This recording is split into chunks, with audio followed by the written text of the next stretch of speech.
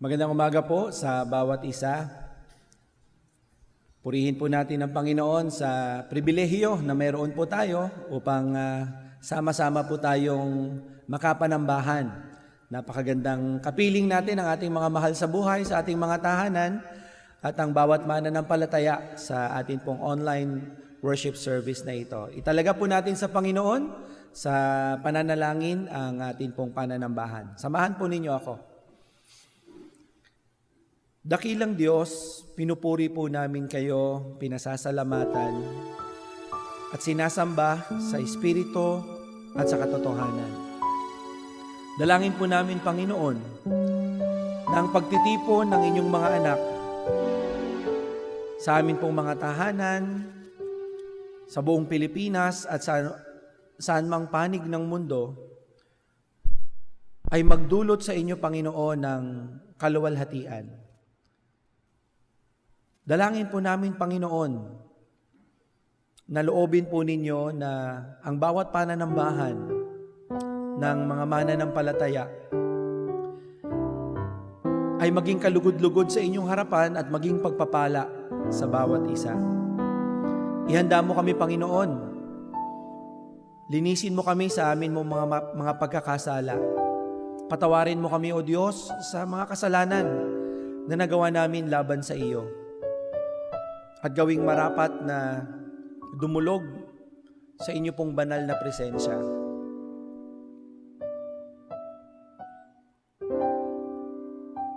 Salamat po, O Diyos, sa inyong patuloy na katapatan sa pagkakaloob ninyo ng pangangailangan namin sa araw-araw. Salamat po sa inyo pong presensya. Salamat, Panginoon, sa inyong pag-iingat. Patuloy na hinihiling namin, O Diyos, na patnubayan mo ang inyong pong mga anak.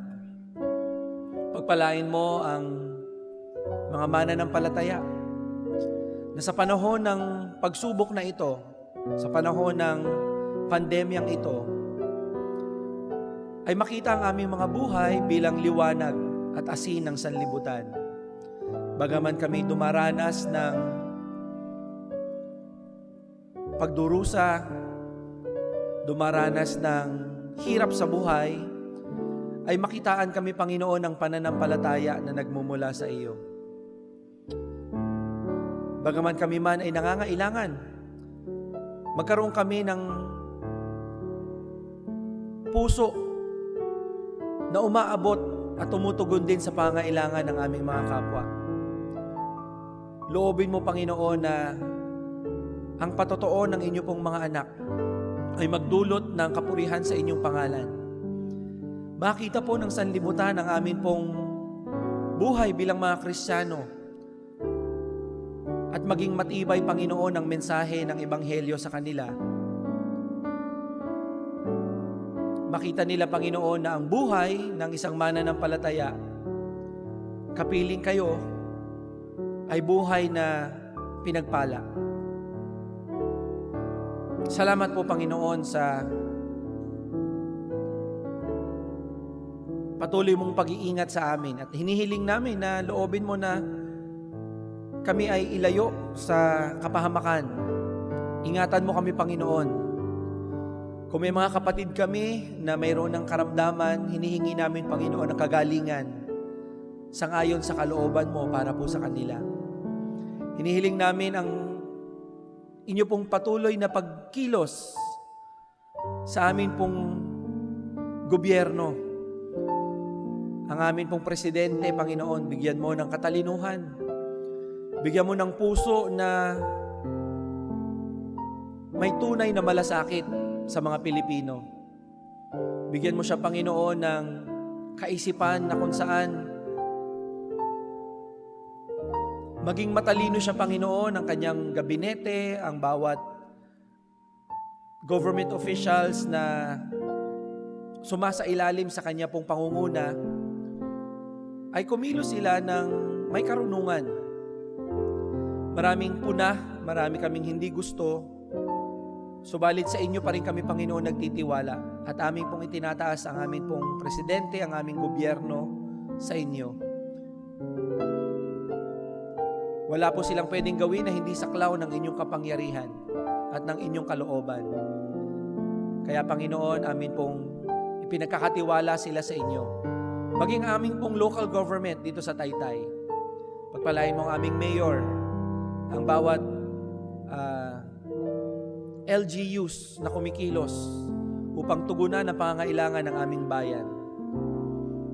Pagpalain mo rin, Panginoon, ang aming pong mga frontliners mula sa mga doktor, mga nurses, men in uniform, maging yung araw-araw ay nasa kanila pong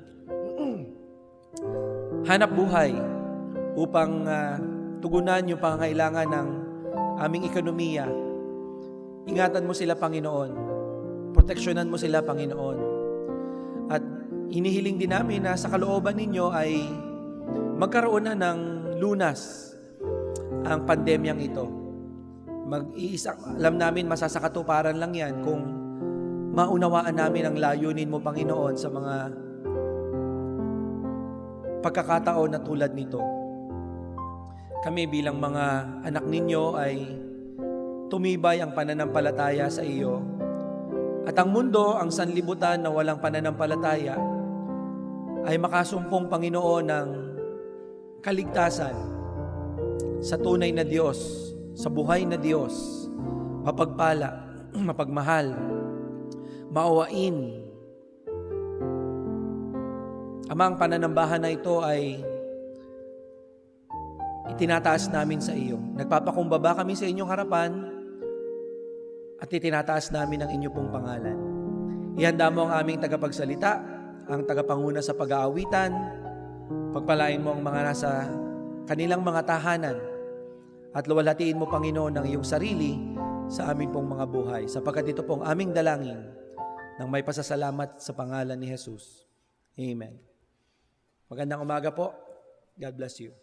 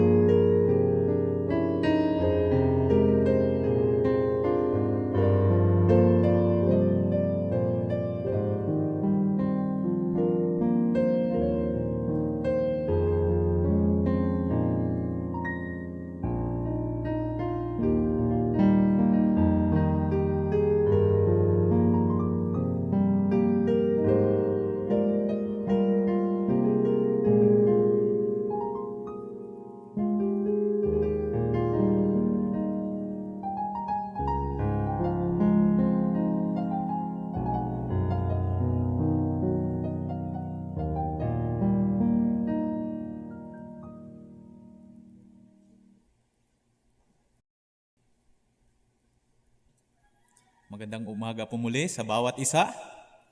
Inaanyayahan ko po ang bawat isa na ituon po natin ang ating mga puso, ang ating mga isipan, ang ating atensyon po sa ating pagsamba sa ating Panginoon ngayong umagang ito. Samahan niyo po ako sa pagbasa ng kanyang salita sa Philippians chapter 2, verses 9 to 11. Therefore, God has highly exalted him and bestowed on him the name that is above every name, so that at the name of Jesus, every knee should bow in heaven and on earth and under the earth, and every tongue confess that Jesus Christ is Lord, to the glory of God the Father. Tayo po ay manalangin. Panginoon, dinadakila ka po namin, sinasakamba namin, pinapapurihan ka namin sa umagang ito. Salamat po muli sa time na to na binigay niyo sa amin para sambahin ka, i-focus ang aming atensyon sa iyo. Kaya po, bago ang lahat, kami po ay humihingi muna ng kapatawaran sa lahat ng aming nagawang kasalanan. Patawarin mo po kami, Panginoon, at ihanda mo po ang aming puso't isipan sa aming pagsamba sa iyo. Gabayan mo po kami, tulungan mo kami, Panginoon, na maintindihan namin ang iyong salita at naway patuloy na merong joy sa amin, Panginoon. And dinadanagin ko rin, Panginoon, na patuloy kang mangusap sa bawat isa sa umagang ito. Naway patuloy na ikaw ang aming madakila, patuloy na ikaw ang maitaas, hindi po kami. At patuloy po na si Kristo, Panginoon, ang nakikita sa pamamagitan ng pag-preach ng iyong salita. So, Panginoon, salamat sa umagang ito. And ito ang aming dalangin na may kasamang pasasalamat sa aming puso. In Jesus' name we pray. Amen.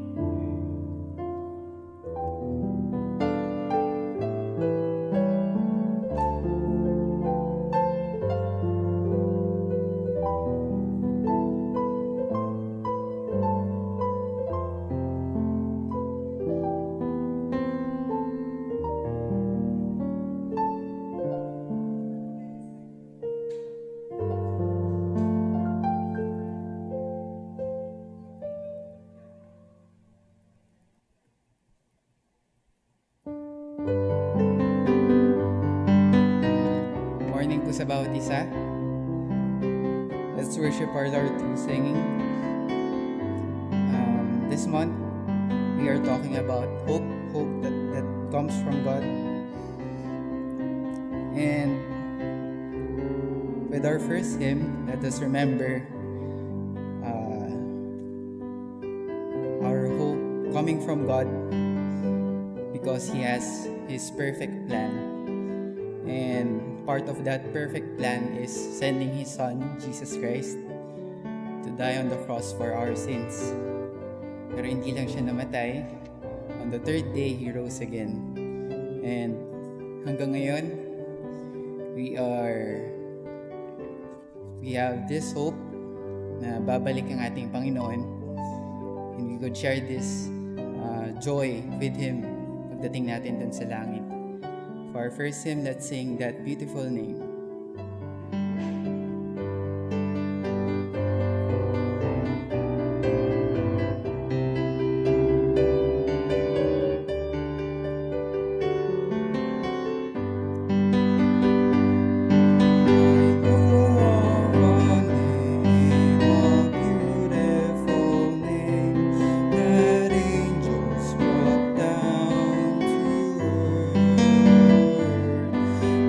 Whisper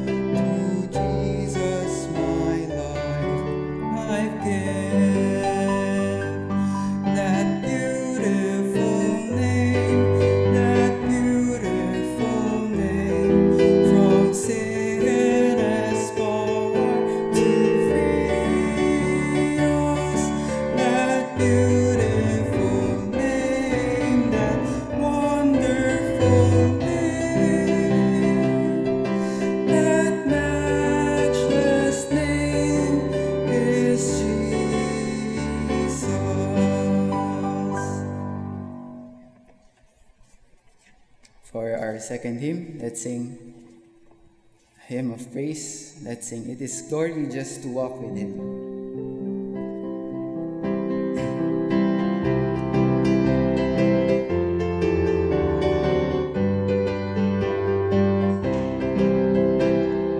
It is glory just to walk with Him. His blood has ransomed me. It is rapture for my soul each day. It is joy divine to feel Him wherever my path may be. Bless the Lord, it's glory all the way. It is glory just to walk with Him. It is glory just to walk with Him. He will guide my steps right through the veil and light. It is glory just to walk with Him. It is glory when the shadows fall to know that He is near. Oh, what joy to simply trust and pray. It is glory to abide in Him when skies so over clear. Yes, with Him it's glory all the way. It is glory just to walk with Him. It is glory just to walk with Him. He will guide my steps aright through the veil and o'er the light. It is glory just to walk with Him. Twill be glory when I walk with Him on heaven's golden shore, never from His side again to stray. Twill be glory, wondrous glory, with the Savior evermore, everlasting glory all the way. It is glory just to walk with Him. It is glory just to walk with Him. He will guide my steps aright through the veil and light. It is glory just to walk with Him. Amen. Tunay na pagkasama natin ng Panginoon, hindi palaging madali, hindi palaging happy-happy. Pero pagkasama natin ng Panginoon, it is always glory with Him. From here on earth, basta tayo may Kristo sa ating puso, hanggang sa langit, it is glory just to walk with Him. Sa ating third song, let's sing a hymn of anticipation sa ating Panginoon, sa Kanyang pagbabalik. We started singing kanina sa birth ng ating Panginoon. Magsa-September na kasi, magba-bare months na. Ngayon, let's sing this hymn of anticipation na with joy in our hearts, na alam natin na babalik ang ating Panginoong Jesus. Sabi sa chorus, coming again, maybe morning, maybe noon, maybe evening, maybe soon. Parang nakakatakot yung simula ng chorus. Coming again. Parang may build up eh. Pero pagdating dun sa last part ng chorus, what a wonderful day it will be. Napakaganda ng pagkagawa ng hymn na to. Kasi Jesus is coming again. So let's sing our third hymn. Let's sing Jesus is coming again.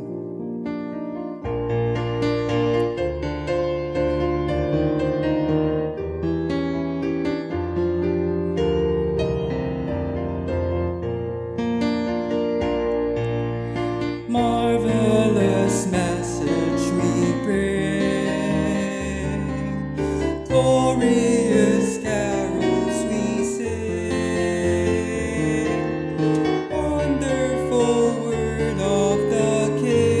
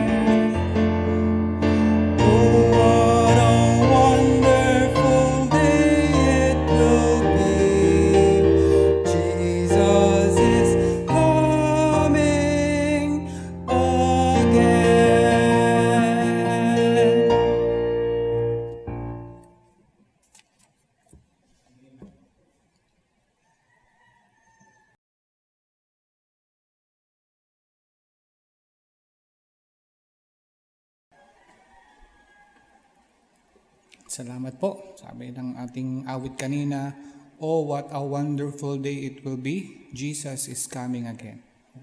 Yan po ang ating pag-uusapan ngayon sa ating series about hope. At bilang panghuling pag-uusap nito ay Blessed Hope. Jesus is coming again. Salamat sa choir sa pagdadala ng mensahe na ang ating Panginoon, ang ating Diyos ay hindi nagkakamali. At dahil siya ay hindi nagkakamali, dapat lamang na ang ating pag-asa ay nasa Kanya. Huwag tayong aasa doon sa sangkaterbang mali o puro mali o kahit nagkakamali. Umasa tayo sa ating Diyos na hindi po nagkakamali sa Kanyang mga desisyon o sa Kanyang mga ginagawa. Blessed Hope, ang ating pong panghuli sa series ay matatagpuan natin sa Titus 2:13. Kung meron po kayong mga Bibles sa bahay ay buksan po natin. Titus 2:13. Sabi po rito, "Looking for the blessed hope and the glorious appearing of our great God and Savior Jesus Christ." Ito po nabanggit yung blessed hope. Sa Filipino po ang sabi, na hintayin niyaong mapalad na pag-asa at ang pagpapakita ng kaluwalhatian ng ating dakilang Diyos at tagapagligtas na si Hesukristo. Alam po natin, matagal nating pinag-usapan yung salitang blessed o yung mapalad. Siguro tanggap na yung translation ng blessed na mapalad. Kasi yung mapalad ay parang naka sa guhit ng palad. Hindi ko po alam yun. Pero mas maraming natatanggap na pagpapala siguro kaya mapalad. Pero tanggap na po natin yung translation na yun. Pero alam naman natin ang pinaka basic na ibig sabihin ng salitang blessed ay happy. Ito po ay accepted din kahit ng mga nagtatranslate ng Bible. Kaya nga sabi ng inawit natin, "Oh, what a wonderful day it will be." Happy day. Jesus is coming again. At yan po ang ating pag-uusapan ngayong Sunday na ito. Ang ating mapalad na pag-asa. Blessed hope. Ang text po natin, ang gagamitin po nating text na Titus 2:13 ay kasama po yan sa paragraph na Titus 2:11-15. Ngunit ito po ay hindi tumutukoy sa pag-asa. Ito po ay tungkol sa biyaya. Ang biyaya ay isa sa mga paborito po na pinag-uusapan, binabahagi ni Apostol Pablo kahit kay Titus, na siyang naranasan din nila. Sapagkat ang Titus 2:11-15 po, na dito natin makikita yung verse 13, ay tumutukoy po sa biyaya ng Diyos. Ito po yan. Sa aking mga pag-aaral sa biyaya, ay ito po yung mga nakuha ko. Sa verse 11, saving grace. Verse 12-14, sanctifying grace. Dito po kabahagi yung ating text ngayon, verse 13. At verse number 3, serving grace, 14-15. We serve through our good works, through our good words. Narito po yan sa ating... ngunit hindi lang po dyan nabanggit ang biyaya. Sa 2 Corinthians 12:9, nandun po yung sufficient, sustaining grace. Romans 5:20, superabounding grace.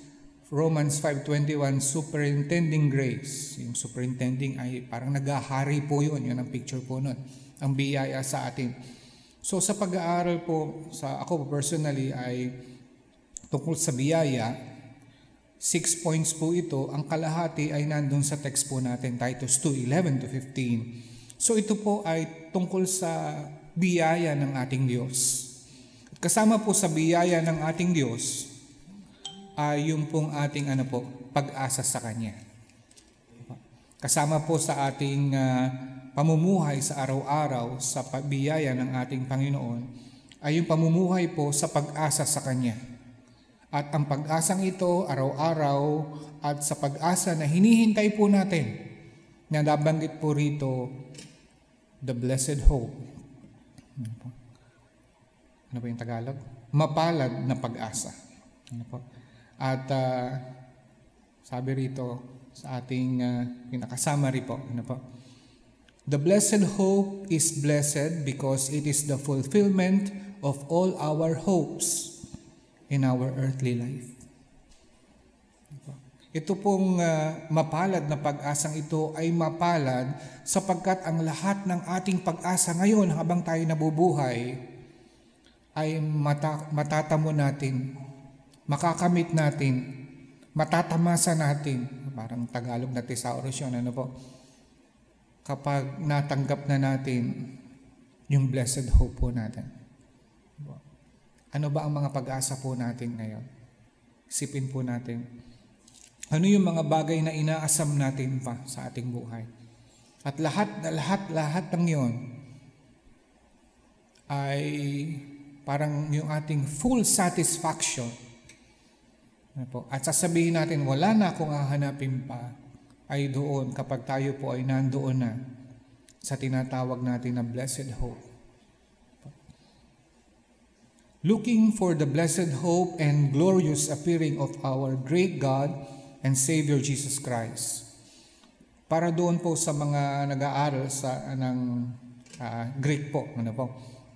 Nakalimutan ko na po yung aking Greek pero nag-review din konti ako. Ano po? Sabi po rito sa Titus 2:13, looking for the blessed hope and appearing of the glory of the great God and our Savior Jesus Christ. Sa grammar po, pagpasensya na po ay medyo magsasabi po ako tungkol sa grammar. Sa grammar may mga rule din po. Ano po? Gaya ng yung agreement of noun at saka verb. Rule po yun. Ano po? Kaya kapag nagkamali tayo, ang sasabihin ay wrong grammar. Medyo, yung iba po ay kahit sa ating mga speaker, ano po, sabihin, pag nakikinig tayo, wrong grammar si pastor. Lagi ko namang nangyayari sa akin, ano po, wrong grammar. Ibig sabihin mali yung paggamit, ano po. Alam naman natin, syempre, yung mga obvious na obvious, ano po, yung mga pronoun, ano po. Alam naman natin yon. Dito po sa Greek, ano po, may rule po ang grammar. At isa sa mga rule ng grammar ay yung Granville-Sharp's rule. Minsan po sa discussion tungkol dito ay inaabot po ito ng 15 minutes. No? Halagang nag-iisip-isip kami, ano isasagot namin sa teacher? Tagal. Yung palang, hinihintay lang ng teacher namin ay Granville-Sharp's rule o GSR. Yun lang. Ano po itong Granville-Sharp's rule na ito? Gagamitin po natin dito sa ating talata. Ano po? Meron pong dalawang noun. Ano po? Na sa pagitan ng dalawang nouns na ito o pangalan ay yung salitang end. Nakikita niyo po yan, yung end ay red. Ano po? Ibig sabihin nasa gitna yung end, sa magkatabi yan ay may noun. Yung noun po ay yung hope at saka yung appearing. At yung unang noun, meron pong the.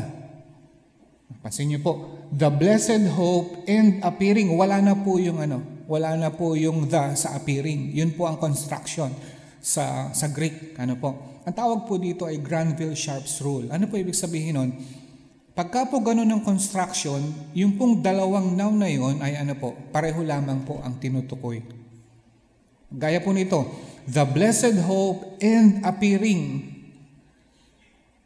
Pareho lamang po yun ng tinutukoy. Yung appearing, dito po natin nakuha yung salitang Epiphany na sineselebrate ng iba ng January 6. Ano po yun? Yung manifestation o appearing o appearance ng ating Panginoon sa mga Gentile. Ano po? So, kung gagamitin po natin yung Granville-Sharp's rule dito po sa the blessed hope and appearing of the glory, yung blessed hope and appearing, pareho lamang po yung tumutukoy po yun sa pagbabalik ng ating Panginoong Jesus. At dito tayo na-excite. Ito yung ating pinag-aaralan na ito, the blessed hope. At mayroon pa pong isa, ito po ay napakahalaga. The blessed hope and appearing of the glory of the great God and our Savior Jesus Christ. Nakita niyo po yun? The great God and our Savior Jesus Christ. Mga kapatid, tandaan niyo po ito. Dito po, sa talatang ito, nagpapatunay na ang ating Panginoong Hesukristo ay hindi lamang tagapagligtas. Bakit? Kung gagamitin natin yung GSR, Granville Sharp's Rule, pareho lamang po yun, yung the great God and our Savior Jesus Christ, pareho lamang po yun. So, ang ating Panginoong Hesukristo, ayon sa talatang ito, sa grammar po, pagkakakonstruct sa Greek grammar, ay Diyos. Siya po ay hindi lamang Diyos, siya po ay, kasi may nagsasabi na, o Diyos ang Panginoon, pero siya ay maliit na Diyos. Pero napakaliwanag po rito, the great God, and our Savior Jesus Christ. So, huwag niyo pong kalilimutan ang talata pong ito na tumutukoy na ang ating Diyos, ang ating Panginoong Hesus na tagapagligtas ay Diyos. At hindi maliit na Diyos, siya yung the great God. Yan po yung verse na ating pinag-aaralan ngayong umaga pong ito.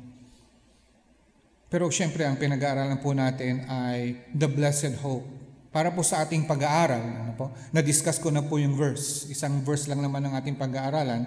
Kaya yung ating discussion dito, yung ating outline, ay parang application na lang. Dalawang bagay po ang ating pag-uusapan ngayong umaga pong ito tungkol sa the blessed hope. Una ay looking for the blessed hope. Pangalawa po ay living for the blessed hope. Tumitingin, hinihintay yung mapalad na pag-asa. At habang naghihintay tayo, namumuhay tayo, syempre, ng may pag-asa. Matagal nating naririnig, matagal ko nang nasasabi ito naman, kahit sa prayer meeting. Iba po yung nabubuhay ng may pag-asa. Sapagkat ang isang tao na sabihan natin na walang pag-asa, suko na po yun. Minsan ay napakasakit sapagkat di ko alam kung wala naman nangyayari sa atin. Minsan sa napapanood lang natin, di ko alam kung nangyayari sa tunay na buhay. Minsan ang mga tao pa nagsasabi na walang pag-asa ang isang tao ay yung mga malalapit sa kanya. Baka magkamali tayo, sabihan natin yung ating anak na nagkamali. Anak, paano? Wala ka ng pag-asa. Ano pa po ang kinabukasan ng isang tao na nasabihan natin na wala na siyang pag-asa? Meron pa ba siyang determinasyon na magpatuloy? Meron pa ba siyang magpaplano pa kaya siya sa buhay? Sapagkat nasabihan siya na siya ay walang pag-asa, ano pa mimitiin niya sa buhay? Samantalang ang sinabihan na siya na wala siyang pag-asa. Ngunit ang isang tao na sabihan na may pag-asa. Magbabago yung kanyang pananaw sa buhay, magbabago yung kanyang damdamin, magbabago yung kanyang pag-iisip, yung kanyang determinasyon na magpatuloy, yung kanyang kasigasigan. Bakit? Dahil sa salitang pag-asa. Yung mga unang Kristiyano ng mga panahon na ito ay under sila ng persecution. Talagang lahat ng pagpapahirap ay ginagawa sa kanila. Alam nila yung mga Kristiyano na pinapatay dahil sa kanilang mga pananampalataya. Pero bakit sila nagpapatuloy? Bakit sila nagpatuloy? Bakit tinanggap nila lahat ng paghihirap? Bakit patuloy silang umibig sa ating Panginoon, naglingkod sa ating Panginoon, hanggang makarating sa atin ang ang faith, ang Christianity. Bakit? Dahil sa pag-asa. At sa gitna ng kanilang paghihirap, sa gitna ng mga pagsubok at paghihirap nila sa persecution, ito ang isa sa mga bagay na iniisip nila. Ano po yon? The blessed hope. Kaya napakahalaga na we look for the blessed hope and we live for the blessed hope. Sa ating pong pag-uusap tungkol sa looking for the blessed hope. Ano po? Napaka-simple lang naman ng ating outline. Excitedly, elatedly, and expectantly. Looking, yan po yung salitang looking. Sabi ni Trapp, yung physically, yung daw pong looking ay yung as with necks stretched out or head put forth. Parang may in-order lang tayo sa mga nagde-deliver na alam natin na darating na. Na susungaw tayo sa bintana at pag sumungaw tayo sa bintana ay hindi lang tayo content ng sumusungaw. Inilalabas pa natin yung ating ulo, yung ating leeg ay pinapahaba pa natin, hinihintay natin. Nasaan na kaya yun? Baka naligaw yung delivery ko. Tapos, babalik tayo doon sa loob. Maya-maya, maalala natin, pumunta na naman tayo sa bintana o sa pintuan o sa gate at lalabas na naman yung ulo natin. Nasaan na kaya yung delivery ko? Nasaan na kaya yung in-order ko? Darating na. Yan daw po ang picture ng looking. Kasi tayo pang looking, para nakaganyan lang eh. Wow, para magpapapicture lang ito eh, looking. Pero ito, hindi ganon. O, hindi ito ganon. Ito yung looking talagang darating na ba, Panginoon? Ano? Ganon. Yan yung physical na picture. Ano po? At letter A, excitedly, sabi ni John Wesley, ito po raw is with eager desire.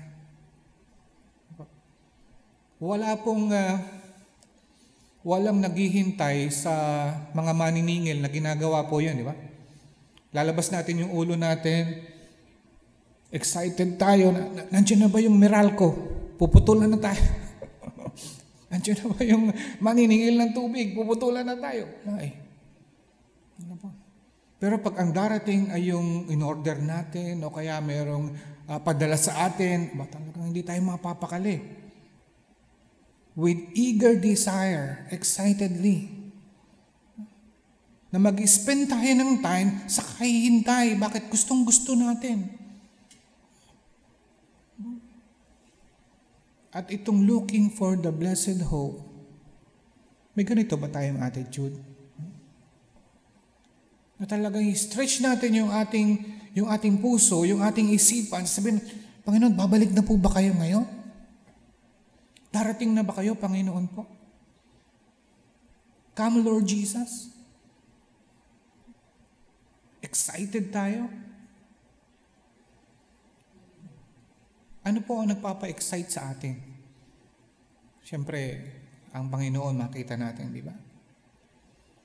Pero naging problema rin ito nung mga pag may namamatayan. Yung kalungkutan, syempre nandoon.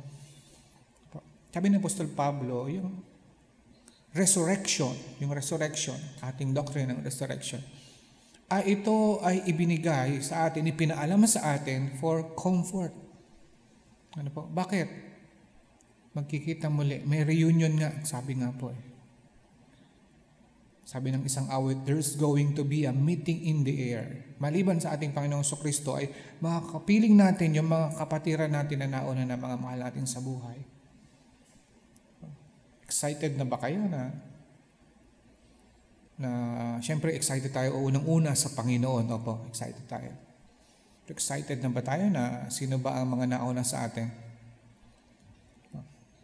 Sir Jasper, excited ka na ba na ma-meet mo yung sino ba yung nandun? Yung sa inyong compound? Sino yan? Lola mo ba yun? Sino yung nandun? Yung nakalibing dun sa back, niya? Ha? Nanay mo, di ba?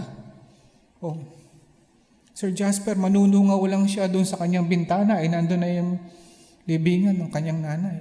Pero darating ang panahon, habang siya ay hindi lang siya susungaw sa bintana, i-stretch yung kanyang leeg at yung kanyang ulo, Darating ang panahon, yung blessed hope, excitedly, makikita niya, niya mahal sa buhay.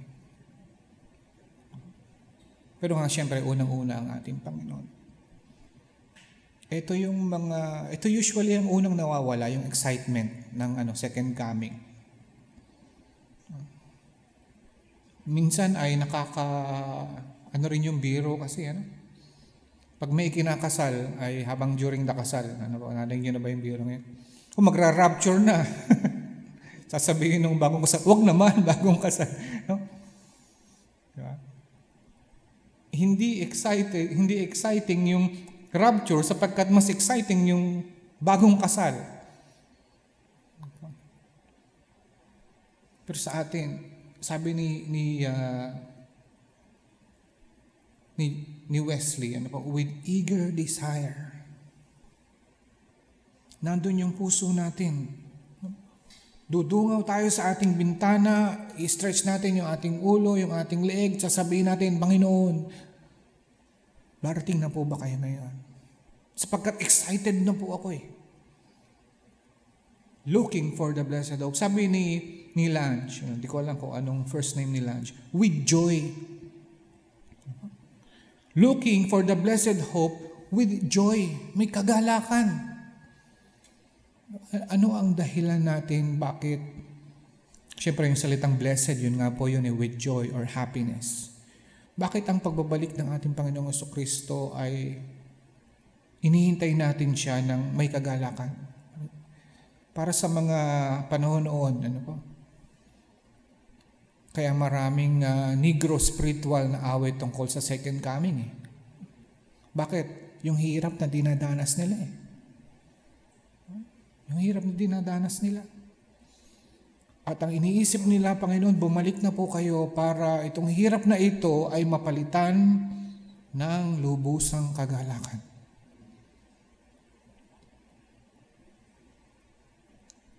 Dati ay may kinausap kami ni Pastor Borromeo, isa sa mga makikita natin sa reunion sa langit. Kinausap kami ni Pastor Borromeo, umiiyak siya. At ang sabi ni Pastor Borromeo ay matatapos din yan. Kasi matatapos din yung kanyang pag-iyak. Sa ating kahirapan ay matatapos din yan. Sa ating dinaranas ng mga sakit, o paghihirap, o persecution kung nabaranas tayo, matatapos din yan. At pag natapos ito, sa pagbalik ng ating Panginoong Jesucristo, mapapalitan yan. Sabi ng isang awit, it will be worth it all when we see Jesus. Mapapalitan yan. Hindi ko man maunawa ang lubusan, ang hirap na dinadanas ng bawat isa sa atin. Pero isa ang sigurado, na pagbabalik ng ating Panginoong Jesucristo, yung hirap na dinadanas natin, ay mapapalitan ng kagalakan. At kung ito ang ating iisipin, the blessed hope, looking for the blessed hope with joy, kahit sa ngayon magdudulot na ito ng kagalakan sa atin, di ba? Bakit may pag-asa May blessed hope At sasabihin natin sa sarili natin, matatapos din ang paghihirap na ito. Bakit? Babalik ang aking Panginoon. May pag-asa. May mapalad na pag-asa. At ito ang magdadala sa atin ng kapayapaan. At magdadala sa atin ng kagalakan sa patuloy nating pamumuhay para sa ating Panginoon. Sa patuloy nating paglilingkod sa Kanya. Yung iba ay yun lang ang consolation na naiisip. Yung ibang mga manggagawa na nandoon sa napakalayong lugar na kulang sa mga pangangailangan, walang nag-appreciate sa kanila. Alam niyo ang consolation nila? Ang consolation ay darating ang Panginoon. Lahat ang Panginoon ay hindi liko para kalimutan ng kanilang mga ginagawa. Napakabuti ng ng Emmanuel Baptist Church sa mga manggagawa. Salamat po. Ngunit hindi ganito ang karanasan ng lahat ng manggagawa. Ano po? Hindi ganito ang karanasan. Pero ang lahat ng bawat isa sa atin, kahit na mga manggagawa, ay tumitingin sa blessed hope. At ang dulot nito ay kagalakan. Kagalakan. Sabi naman ni David Gusick, ano pa? Looking for the blessed hope, active expectation. Ano pa? Active expectation. Kaya nga po ang picture nito ay hindi lamang nakaganyan. No? Ano ginagawa mo? Naghihintay. Wala pong katorya-torya. Ano pa? Hindi ganon. Ang picture ay talagang naghihintay. Hindi mapakali sa paghihintay. Ano po? Bakit? Active expectation. Ibig sabihin, habang tayo ay naghihintay, active tayo. Bakit ba si Juan Tamad ay nandun sa ilalim ng bayabas? Sinihintay na ano? Mahulog, di ba? Para ang bayabas ay mahulog, ito ay ano na? Bulok na yun. No? Talang ang gagawin lang niya ay ano? Tumayo lang siya. Hindi tayo naghihintay na ganun lang, walang ginagawa. Ang hinihintay natin, habang tayo naghihintay, active tayo. Habang tayo ay naghihintay, tayo ay naglilingkod. Habang tayo ay naghihintay, tayo ay naghahanda. Habang tayo ay naghihintay, tayo ay patuloy na nabubuhay. Kaya nga po, not only looking for the blessed hope, we are also living for the blessed hope. Ito po ang naging problema sa sa pagsulat ni Apostol Pablo sa mga taga-Tesalonica, di po ba? Talagang sabi ni Apostol Pablo, ang Panginoon ay babalik muli. Ano ginawa nila? Wala, binenta na yung kanilang mga gamit. Sila ay namundok na lang. Bakit? Babalik na ang Panginoon. Antayin natin dito sa bundok. Naranasan ko ito eh. No? Dati may nabalita na babalik ang Panginoon eh. Paglabas ko dun sa amin sa Antipolo, ang daming mga tao, may mga baybas. No? Tinanong ko, bakit ang dami? Babalik na ang Panginoon. Sa Antipolo sila naghihintay. Ano? Hindi ko alam, baka dahil mas mataas ang Antipolo, baka pabalik ang Panginoon, makauna sila. No? Kung baga sa una sila sa pila. Pero hindi po ganun eh. Kaya sabi ni Apostol Pablo, magtrabaho kayo. Yung mga hindi nagtatrabaho, huwag pakainin. Bakit? Kasi habang naghihintay tayo sa ating Panginoon, dapat active tayo. Nandun yung pag-ibig sa bawat isa, yung paglilingkod sa bawat isa, nandun yung patuloy na pamumuhay natin. Kaya po, living for the blessed hope. Ano po ang living for the blessed hope? Tatlong bagay lang din po. Sa una rito, living by God's grace. Nabanggit ko po, ito pong blessed hope na ito ay nasa paragraph na ang itinuturo ay tungkol sa biyaya ng ating Panginoon. Ito po talaga ang mensahe ni Apostol Pablo. At dahil po dyan, ang living for the blessed hope ay living by God's grace.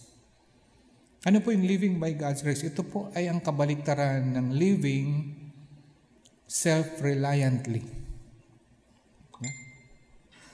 Iba po yung sinasabi na sa biyaya ng Panginoon. Kung kalooban ng Panginoon. Pero yung ibang sinasabi, kaya ko yan. Ito ang aking gagawin. Bakit kaya ko yan eh? Ito ang aking gagawin. Bakit may panggastos ako dyan eh? Ano po? Ang tiwala ay nasa sarili, walang tiwala sa Panginoon. Ang pag-asa ay nasa sarili, walang pag-asa sa ating Panginoon. Ano po? Pero pag sinabi natin na nabubuhay lamang ako sa biyaya ng ating Panginoon, kahit sa ating mga desisyon, hindi natin sasabihin na ako ang kapitan ng aking buhay. Pag sinabi kong dito ako pupunta, dito ako pupunta. Pag sinabi kong liliko ako rito, liliko ako rito. Pag sinabi natin na nabubuhay tayo sa biyaya ng Panginoon habang tumitingin tayo sa blessed hope, kung ano ang kalooban ng Panginoon sa buhay natin, iyan ang aking gagawin. Kung ano ang desisyon ng Panginoon, yan ang aking ipinapanalangin. Kung anong nais ng Panginoon sa buhay ko, yan ang aking gagawin. Bakit? Nabubuhay lamang ako sa biyaya ng Panginoon. At yan po yung context. Buhat sa kaligtasan, hanggang sa pagpapakabanal, hanggang sa paglilingkod, lahat ng ito ay nangyayari at mangyayari dahil sa biyaya ng aking Panginoon. Dahil sa biyaya ng ating Panginoon. Living by God's grace. Letter B, living for God's glory. Sabi po rito, blessed hope is the appearance of the glory of our great God. This reminds us to live for His glory today. Meron tayong awit, from glory to glory, He's changing me. Apa? Yung nangyayari sa buhay natin na step by step, na tayo ay lumalago, tayo ay binabago ng ating Diyos sa biyaya niya. Tawag doon ay glory. Pero yung ultimate na glory ay yung makita natin ng ating Panginoong Hesukristo sa blessed hope. At yan ang nasa isip natin. Makikita ko ang ating Panginoon on that glorious day in His glory, face to face. Pero habang wala pa yung panahon ngayon, ako'y mabubuhay para saan? For His glory. For His glory. Kaya ang sabi ni Apostol Pablo, kung tayo man ay kakain o iinom o kahit ano ang ating gagawin, gawin natin ito para sa kanyang kaluwalhatian. Gawin na natin yan. Bakit? Sapagkat ang makikita natin yung kanyang lubusan na kaluwalhatian sa kanyang pagbabalik. Sa ngayon ay hindi natin kakayanin.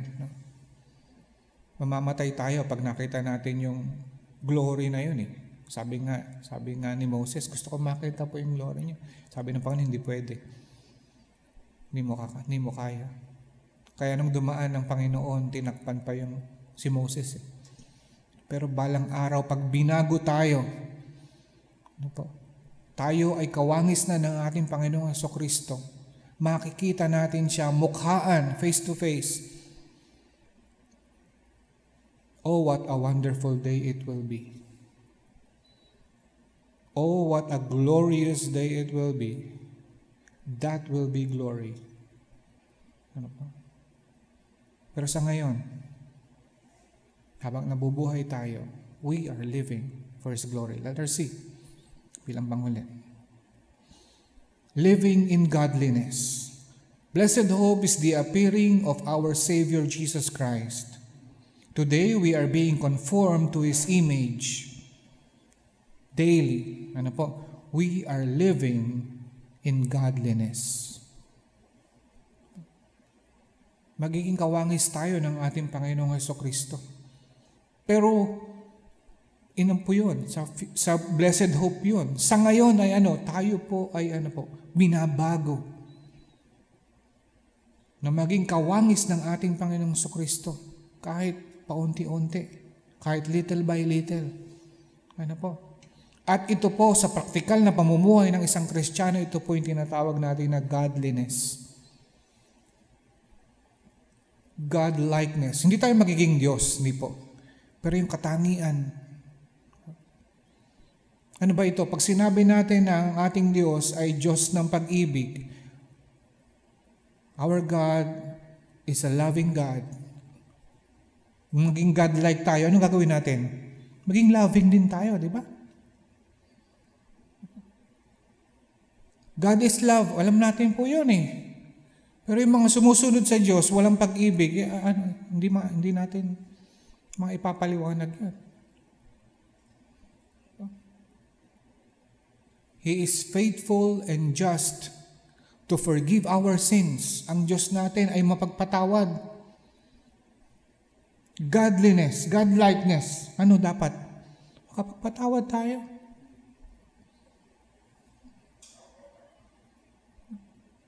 Ang Diyos natin ay mahabagin.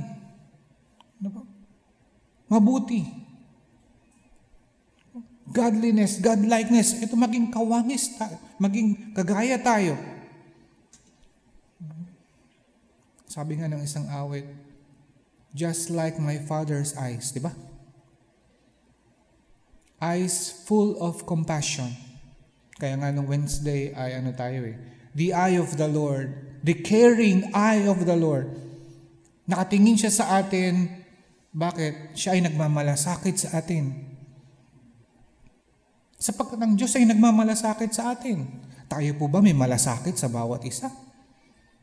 Bilang application ng godlikeness o godliness. Yan yung ngayon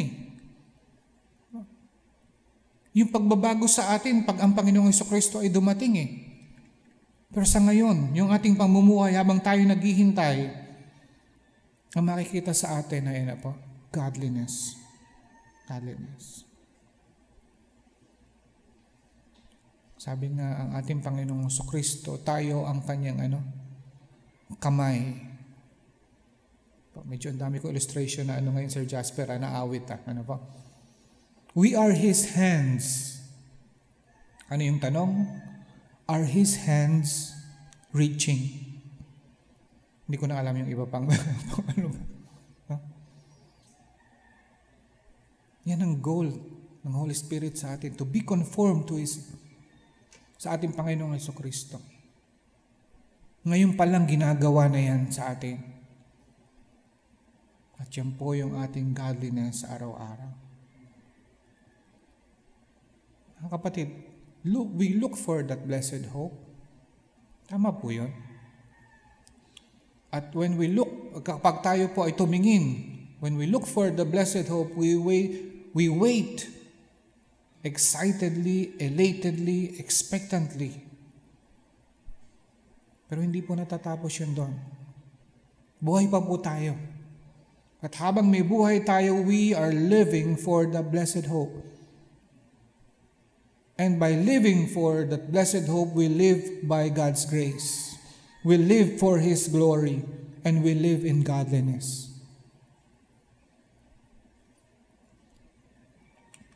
The blessed hope. Sa ating pagwawakas tungkol sa pag-asa. Ano po?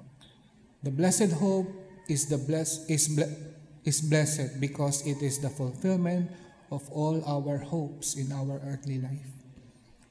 Wala pa pong nakakaranas nito, mga kapatid, yung meron tayong salita sa Pilipino na galing din sa pag-asa, yung inaasam, di ba?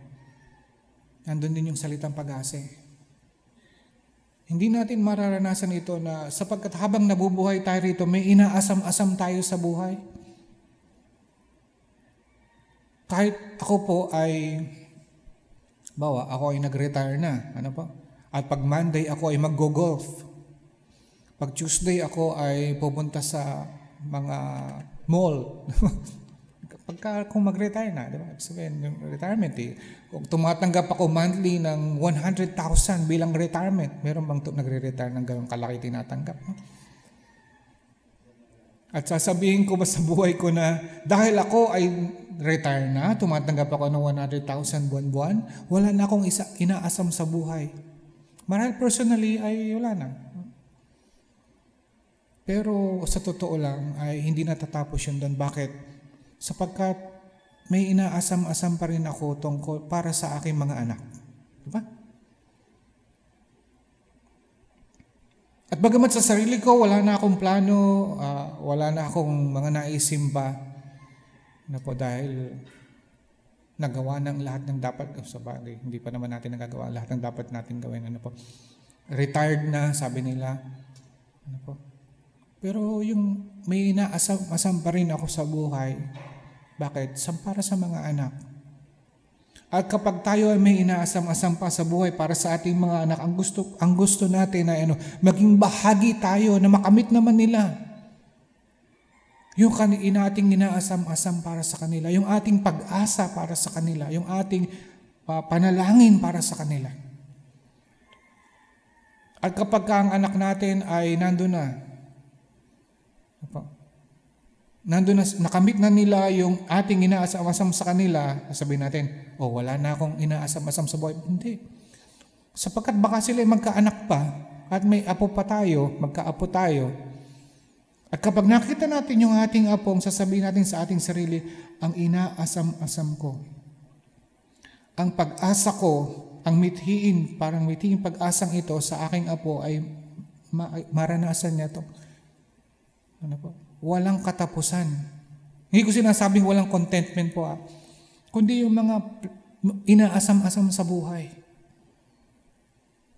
Sapagkat kung sa sarili man natin ay marami na tayong nakamit, meron pa tayong mga mahal sa buhay na ang gusto natin ay magtagumpay rin, na sa kanilang katagumpayan may bahagi tayo. Nakatulong tayo kahit papano, kahit konti. At dahil dyan, itong blessed hope na ito talaga ay lubusan nating mararanasan. Kung ang lahat ng inaasam-asam natin sa buhay, yun ang fulfillment, doon lang natin mararanasan yun. Kapag nasa harap na tayo ng ating Panginoong Jesucristo. At sasabihin natin, ang lahat ng aking pag-asa, ang lahat ng aking hangarin, ang lahat ng aking inaasam-asam sa buhay ay natupad na. Bakit? Sapagkat ako ay nasa kapiling na ng aking Panginoon. Diba? The blessed hope. Hintayin natin. At habang hinihintay natin, mabuhay tayo para sa Panginoon, para dito sa blessed hope na ito. Tayo po'y manalangin naman naming banal. Salamat po sapagkat lahat po kami ay makapagsasabi na may pag-asa po kami. Sapagkat ang pag-asa po namin ay nakasalalay sa inyo at kayo po ang aming pag-asa. Dahil po dyan, kami ay nagpapasalamat. At naway ang pag-asang ito ang magbigay sa amin ng determinasyon, magbigay sa amin ng kagalakan na patuloy na mabuhay para po sa inyo. Umibig sa inyo at maglingkod sa inyo. Patuloy na determinasyon at kagalakan na maglingkod sa bawat isa at ibigin ang bawat isa po, Ama, hanggang sa mapalad na pag-asa, the blessed hope, na ang Panginoong Jesucristo ay makita namin mukhaan. Sapagkat ito po'y dalangin namin sa matamis na pangalan ng Panginoong Jesus. Amen. Amen.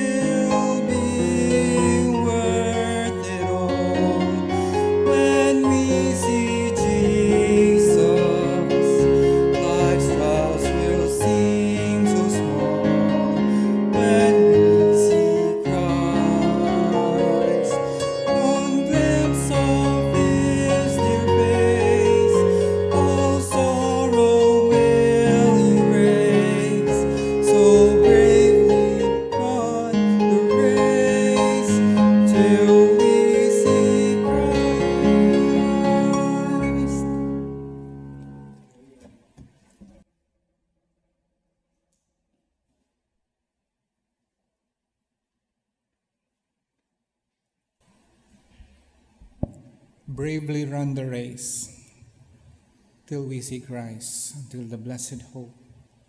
Tayo po ay magwakas sa panalangin. Ama naming banal na makapangyarihan sa lahat, kami po ay nagpupuri patuloy sa inyo sa pagkakataong ito.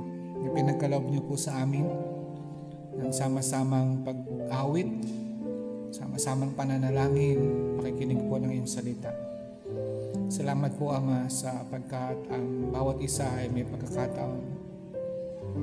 Bagamat online po ito po, Ama, salamat po sapagkat nagkakaisa po ang aming mga puso ngayong umaga po ito.